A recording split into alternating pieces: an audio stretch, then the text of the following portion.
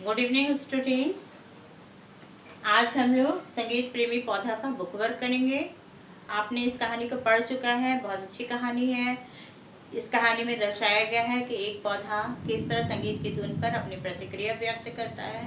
आज हम लोग इसका बुक वर्क करेंगे। सही विकल्प के सामने सही का चिन्ह लगाएं। रेवती का प्रिय राग था। कौन सा था रेवती का प्रिय राग? यमन, मोहनम, भैरवी या दीपक? मोहनम। पौधा कौन चुरा ले गया था? पड़ोसिन, चौकीदार, सहेली, मालिन। पड़ोसिन है ना, अगल बगल वाले लोग उसके पौधे को चुरा कर ले गया था। रेवती के पौधे की पहचान हुई। कैसे उसकी पहचान हुई? सबसे सुंदर पौधा होने से, कीड़ा खाई पत्तियों से, वायलिन सुनने से, विशेष आकार की गमले से। किस तरह इसकी पहचान हुई? वायलिन सुनने से, क्योंकि वह वायलिन की धुन पर वह भी अपनी प्रतिक्रिया व्यक्त करता था, वह भी झूमने लगता था। आप देखिए नंबर 1 भाषा से इन वाक्यों को पढ़कर बताएं कि रेखांकित शब्द स्त्रीलिंग है या पुल्लिंग। यहाँ पर ये जो रेखांकित शब्द है वह पुल्लिंग है या स्त्रीलिंग, यह बताना है। रेवती वायलिन बजा रही थी, वायलिन पुल्लिंग है, जबकि यहाँ पे बजा रही थी ये स्त्रीलिंग है, वायलिन पुल्लिंग है। गमला चुरा कर ले गई, गमला पुल्लिंग। पौधा संगीत का आनंद ले रहा था, पुल्लिंग, ये पौधा भी पुल्लिंग है। रेवती ने प्रतियोगिता में भाग लिया, प्रतियोगिता स्त्रीलिंग शब्द है। उसने कीटनाशक दवा पौधे पर छिड़क दी, दवा स्त्रीलिंग है। कुछ शब्दों के रूप में किसी भी दशा में परिवर्तन नहीं होता, वे दोनों लिंगों और वचनों में एक समान रहते हैं, ऐसे शब्दों को अव्यय कहते हैं। मैंने क्लास में बहुत बार अव्यय शब्द के बारे में बताया है कि अव्यय क्या है। कुछ शब्द ऐसे होते हैं जिसका लिंग और वचन के कारण कोई प्रभाव नहीं पड़ता है, वैसे शब्दों को अव्यय कहते हैं। जैसे यहाँ पर है धीरे धीरे, कब, किंतु, इसलिए, आजकल, यहाँ वहाँ, अब तब आदि। ये सारे जो शब्द है ना, इसका न लिंग के कारण कोई परिवर्तन होता है और न वचन के कारण कोई भी परिवर्तन होता है। लड़कों के लिए भी वही शब्द का इस्तेमाल करते हैं, स्त्रीलिंग शब्दों के लिए भी इसी शब्द का इस्तेमाल करते हैं, इसलिए इन सारे शब्दों को अव्यय कहते हैं। देखिए उदाहरण, वह धीरे धीरे बोलता है, वह धीरे धीरे बोलती है। वह कब गया, वे कब गए। मैं बीमार था इसलिए घूमने नहीं गया, मैं बीमार थी इसलिए घूमने नहीं गई। तो यहाँ पर देख रहे हैं एक वचन और लिंग के कारण इन सारे शब्दों में कोई अंतर नहीं होता है।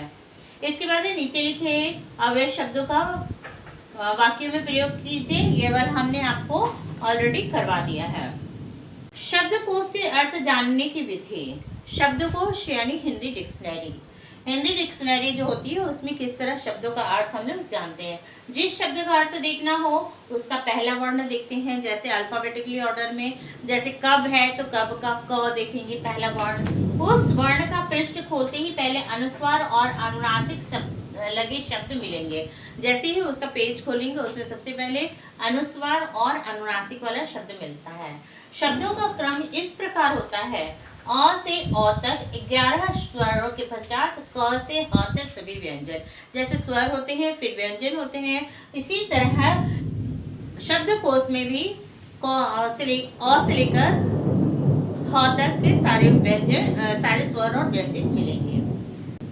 हर व्यंजन वर्ण के साथ मात्राओं का क्रम स्वरों के अनुसार होता है। व्यंजन वर्ण में मात्राओं का क्रम, जैसे पहले अ वाले शब्द होते हैं, फिर आ की मात्रा वाले, ई की मात्रा वाले, इस तरह वह एक वर्ण में सभी मात्राओं के साथ अलग अलग शब्द बने होते हैं। वर्ण के साथ मात्राओं का क्रम स्वरों के अनुसार होता है। जितना भी व्यंजन वर्ण है उसमें मात्राओं का क्रम जो है वह स्वर के अनुसार होता है। जैसे क, का, की, थी, इस तरह के शब्द आते हैं। इसके बाद आइए देखिए अक्षर स्वर को इस प्रकार भी देखते हैं। अक्षर व्यंजन जो है ना, अक्षर संयुक्त व्यंजन है, यह क जो व्यंजन का पेज निकलता है उसी पेज में सारी मात्राओं के बाद में ये अक्षर वर्ण भी आता है, इनसे बने शब्द भी आते हैं। इसी तरह त्र, त वाले पेज में आता है, ज्ञ ज वाले पेज में आता है, श वाले पेज में आते हैं। इनके पेज में सबसे अंत में सारी मात्राओं के बाद में ये सारे शब्दों से बने, सारे अक्षरों से बने शब्द मिलते हैं। ओके, इन शब्दों के अर्थ शब्दकोश से देखकर वर्णमाला के क्रम के अनुसार इन्हें क्रमबद्ध करके लिखिए। इनमें सबसे पहले कौन सा शब्द आता है, क्रम के अनुसार करना है। जैसे इसमें सबसे पहले नंबर 1 में अवश्य अ है, फिर आपका आनंद है, अ के बाद आ, इसके बाद ई, इसी तरह ये सारे शब्द नहीं है, फिर क है। तो इस तरह ये सारे शब्द क्रम अनुसार आए हैं।